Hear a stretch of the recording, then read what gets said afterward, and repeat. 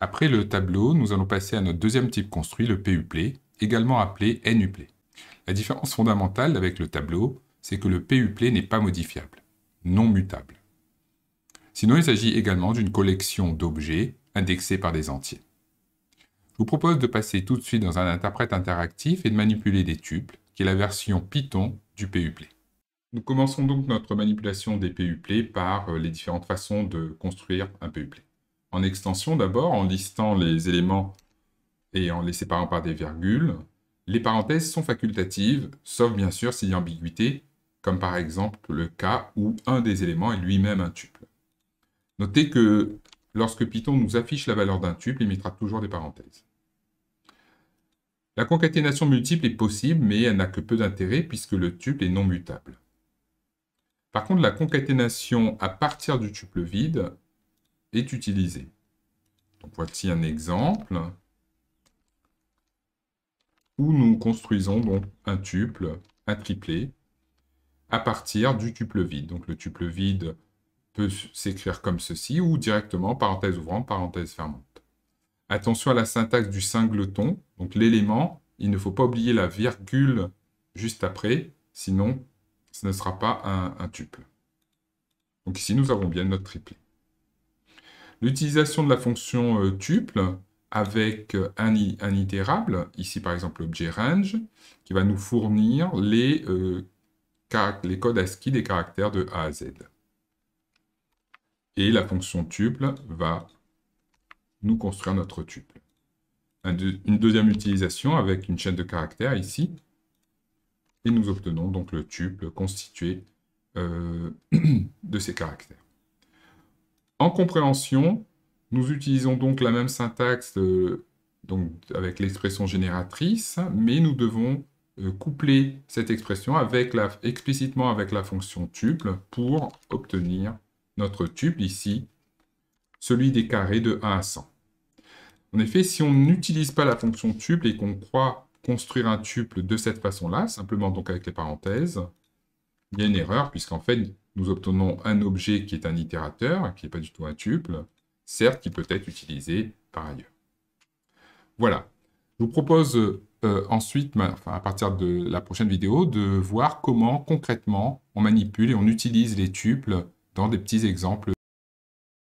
Voici quelques utilisations concrètes des PUPLE, des tuples de Python. Donc, première utilisation, c'est lorsqu'on crée une fonction qui doit retourner plusieurs valeurs. On va retourner en réalité un tuple, donc ici par exemple un couple des valeurs min, de la valeur min et la valeur max de notre tableau. Deuxième utilisation, c'est ce qu'on appelle l'affectation multiple en Python. Donc ici, dans cette version itérative de Fibonacci, nous affectons les variables a et b aux valeurs initiales de la suite, et ensuite, dans le corps de la boucle, nous réutilisons cette affectation multiple pour passer aux éléments suivants. Donc a devient b, et b devient a plus b. En Python, nous utilisons aussi cette affectation multiple, par exemple, pour échanger le contenu de deux variables x, y, en écrivant tout simplement xy égale yx. Le décompactage, donc c'est un petit peu le même principe. Donnons-nous ici un tableau de triplets. Et le décompactage ici utilisé dans la boucle for va permettre de parcourir nos triplets contenus dans le tableau langage, mais plutôt que de manipuler une variable pour l'ensemble du triplet, nous décompactons au moment du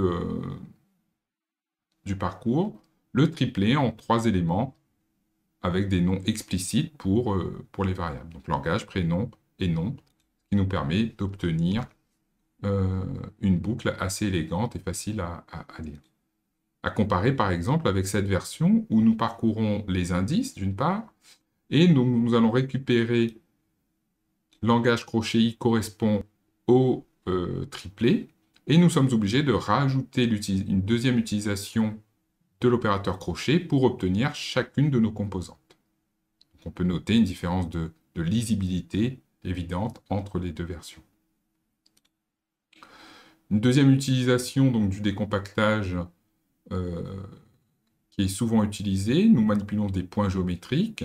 Et ici, nous décompactons les couples point A, point B pour obtenir leurs coordonnées et faire le calcul de la distance, de façon plus lisible, plutôt que d'accéder à l'opérateur crochet.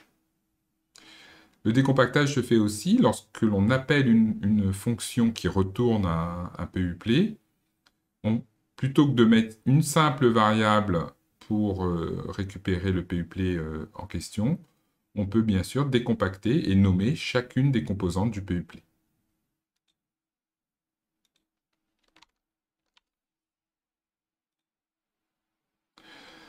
Enfin, dernière utilisation du décompactage, c'est lors de l'utilisation de la fonction prédéfinie enumerate.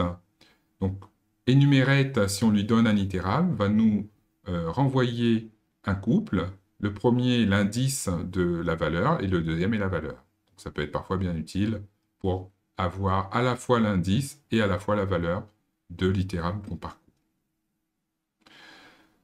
Dernière utilisation du tuple, c'est lors de la définition d'une fonction qui accepte un nombre variable d'arguments, de paramètres. Donc la syntaxe, c'est étoile args, donc le nom args est une convention, et à ce moment-là, args est un PUPLE, est un tuple qu'on peut parcourir, ici par exemple pour faire donc la somme des différents éléments. Voilà, cela conclut notre manipulation des tuples, et nous allons passer maintenant au troisième et dernier type construit, le dictionnaire.